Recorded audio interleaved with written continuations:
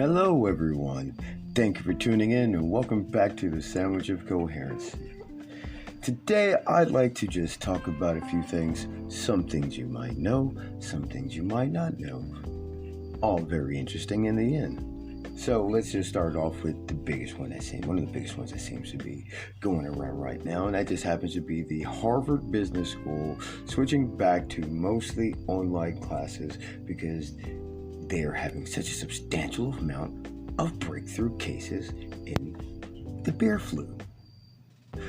They have a 96% staff vaccination rate and a 95% student rate. So, with the breakthrough cases, whom is to blame for this? Are they being infected by the unvaccinated? Are you saying that the 4% of one and the 5% of the other is enough to shut the whole thing down? It's not smelling above board here. Something about that just seems a little off, I would have to say. But, hey, I guess we'll just have to wait and see what it is they come out to explain or justify the whole thing. Seems to be a little bit early right now. So, hey. So what else we have going on is that the reasoning with the whole mass vaccinations is that they want everyone to be vaccinated. So, and they give the reasoning so that, hey, the unvaccinated are clogging up the hospitals. The hospitals are 90% capacity in the ICU rates. And typically, hospitals in major cities run at a 75 to 85% ICU rate of beds being filled. On average, people, hospitals are actually businesses. They're in the business of making money, so they keep beds filled. It's such as with private prisons. They are in the habit of money. They're in it to make money. This is why they're traded on the stock market. The commodity is humans. I believe it was it? There was recently a case a few years ago where, I want to say maybe it was New Orleans or Mississippi, I forget exactly, where they entered a deal with the prison to keep a certain amount of beds filled, and they could not do that. And the prison sued the state because the state failed to meet their end of the agreement, which was to keep enough people in the beds. So going back to the hospitals, we forget that those are businesses and they make money. So it seems a little ironic that last year in 2020, hospitals throughout the nation were mostly forced under the guise of the government to halt elective procedures. Which, oddly enough, was partially connected to the 1.4 million layoffs and furloughs of hospital workers in 2020. March 2020, it was about 42,000, and by April, it was about 1.4 million hospital and medical staff had been furloughed and laid off in the year of 2020, in the heart of a pandemic, which they say is supposed to be one of the worst ever. Let's keep this in mind. Hospitals were losing so much money in 2020 when they were supposed to all be filled to capacity. That's what you were told the entire time. The hospitals they're overflowing with people. They're having to send people home because they don't have the capacity, they don't have the space. They were so full, they fired 1.4 million people because they weren't making any money. How is that even remotely possible? The suspension of disbelief that it takes to go along with that is further out there than the plot of any Power Rangers episode you have ever seen. I mean, this is campy shit at its best. But hey, why should we go too far into that? Let's see, what's another thing that has happened that you might not know about in 2020? I'm not sure, we're having huge talks of food shortages. They're talking about there will be increases in pricing, as they've already had. We're over 2% to 5%, depending on which goods you're looking at, such as grains, vegetables, fruit. Increases in prices this year alone. And they're saying it's only going to keep getting worse. You could expect unforeseen prices worse than you've seen 20 years ago. We're talking where highs have been maybe 10 to 15 years coming up really soon. So I hope everybody's ready for that and is hopefully stocking up on your perishables. But I would be quite careful about how many perishables you keep, because according to the federal government, prepping is also considered an act of terrorism. So just be careful how many batteries and canned foods that you keep on hand for yourself.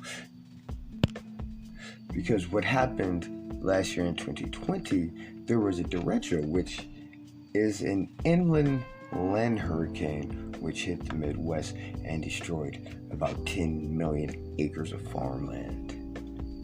So the corn and soybean crops were highly impacted, and it seems as far as the numbers they gave, about 43% of the crops were destroyed. So that's going to have a major impact on products moving into the next year, because the process of growing and storage has to begin again, and that's a major loss. So as we're thinking about that, we also have to take into account what also happened. So numbers are iffy, depends on what you want to believe, but they're saying upwards of about 10 million animals were actually just farm animals were actually just killed due to the fact of the massive shutdowns. There weren't enough workers, and the animals could not be slaughtered for market. And since there was nowhere to put them, the animals had to be put down.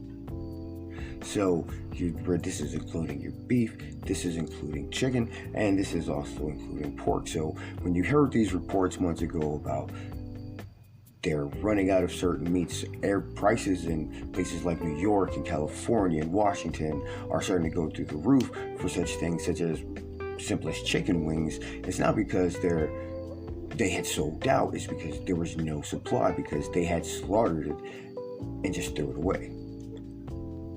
Food's gone, it's never coming back. So that process has to start over. And one of the last things we'll touch on is a simple fact. We're going to go back, and it all ties in, but hey, it's very interesting stuff. So for the past about 18 or so years, almost 20 years, there has been a deal in place with the United States and Namibia. Namibia has wanted to sell beef to the United States, and this has been happening. It's been in the process for a long time. Now, it's kind of it's very hilarious, and when you look at this fact that beginning last year, as I previously mentioned, they got rid of about 10 million animals because they couldn't bring them to market.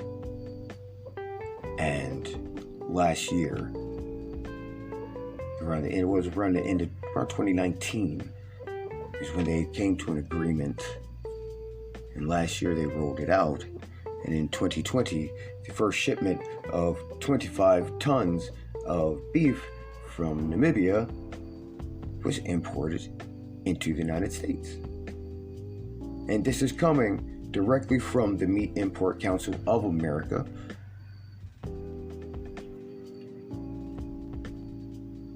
That seems, that has farmers asking the very question, why are we killing our cattle and not sending it to market? We're just burying it, gone, and at the same time, you decide to start bringing in meat to replace it. It's not coincidental. It just seems too much. It can't be a coincidence. It's too on the nose. You can't keep stacking the bricks on top of each other and not pretend you have a house once you've built it. And this all still connects. And the way it connects is we're going to talk, where this all rolls right back into China. Again, for many that don't know, look into the Belt and Road Initiative, which is this plan they have for being the central hub for trading and commerce and economics. And every country would be beholden to them. They're pretty much making themselves above everything. They're taking absolute control of trade. And it's literally happening. And these leaders around the world, to fatten their pockets, are just going along with it because they just want to make their pockets bigger. Now, why is this important? And what does this have to do with the meat? And what does this have to do with it being any connection to the United States? Maybe it's a loose connection. Maybe it's not. But however you want to look at it, China has been, since the early 2000s, heavily investing into the African continent. Namibia is one of the countries that they have been. And so far, they've donated graciously over $153 billion into the continent with no intentions of it being paid back. The only thing they want is access to the resources.